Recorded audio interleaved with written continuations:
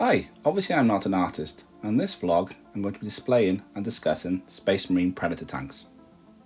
Predator tanks have served the Imperium of Man for more than 10,000 years, right up until recently with the advent of the Dark Millennium, where advances in technology due to Archmagos Dominus Belisarius Cole equipped all Space Marine armies with primaris marines, a new motor pool of gravity-based vehicles, which may ultimately replace the older mechanical tracked vehicles. Predator tanks are battle tanks built on top of a Rhino chassis that can be armed with different weaponry. This determines their designation, but they all share the configuration of a turret and two side sponsons. I have 4 Predators in my Blood Angels army to date, one of which I've previously discussed. Let's start with it. Here is a Predator Destructor. The designating Destructor means this tank is armed with a turret-mounted autocannon and a heavy bolter on each side sponson. As an aside, all Predator types can be further equipped with a pintle-mounted Stormbolter, hull-mounted one-shot hunter-killer missile, and the ability to pop smoke with smoke launchers. Additional accessories also include a searchlight and dozer blade, and in previous editions of Warhammer 40k, these accessories used to have rules and in-game abilities. However, since my active return to play in 8th edition, that has not been the case. This mini was originally part of the Chaos Rhino kit that came in Warhammer Conquest, which is manufactured in a horrible green coloured polymer. You can see this when you look inside the loading ramp.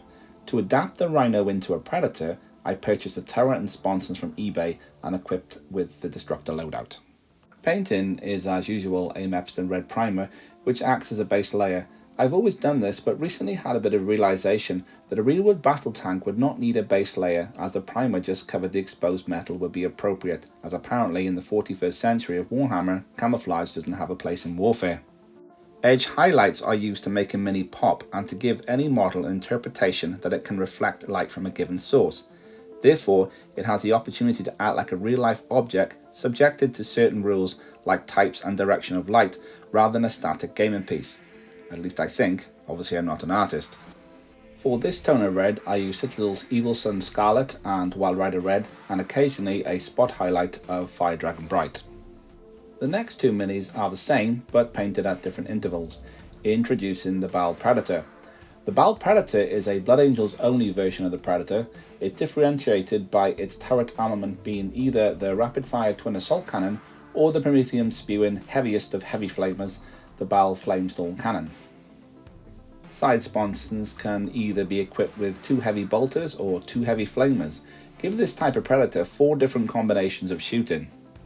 The Baal Predator is named after the home system of the Blood Angels, Baal. It was here on one of the planets where Sanguinius, the Primarch and Hawk Daddy of the Blood Angels, landed after the Chaos Gods yeeted him across the galaxy.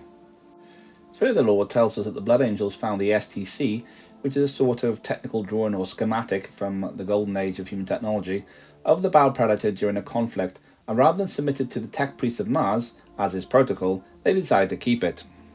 Maybe the wings of the Blood Angels could be that of a magpie as well as an angel. I expect this sort of behaviour from the Blood Ravens.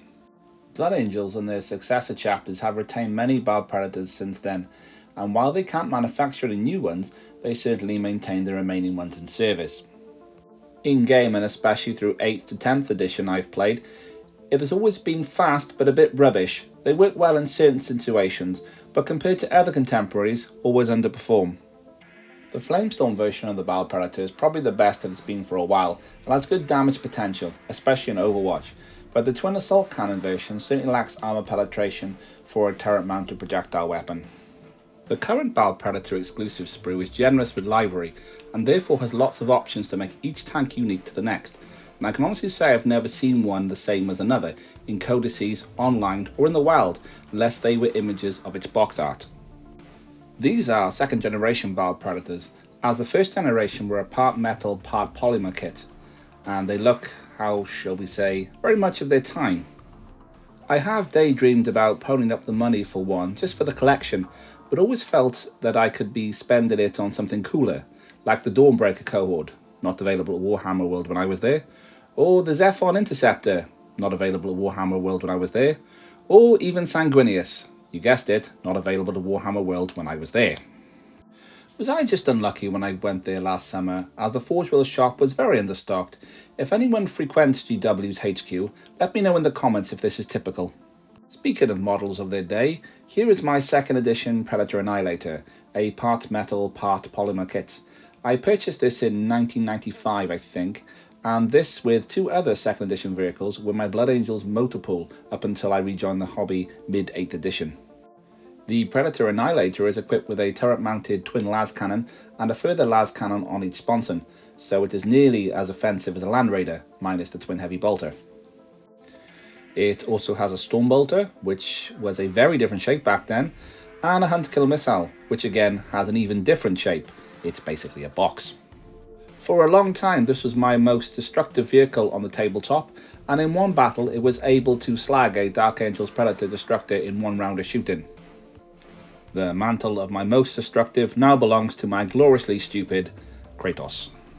I have repainted this from its second edition days, largely because Blood Angels Red spray differs from the 90s to the 2020s.